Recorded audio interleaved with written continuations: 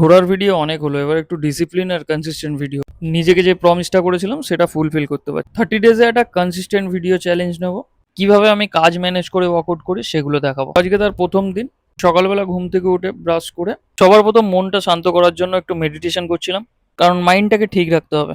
প্রত্যেক দিনের মতন সকালবেলা উঠেই আমি বাচ্চাদের কাছে চলে গেছিলাম, ওদেরকে হাঁটিয়ে এখন আর বাড়ি আসি না, সোজা কাজে চলে যেতে হয়। সকাল সকাল পার্সেল গুছিয়ে টিফিন করে নিলাম।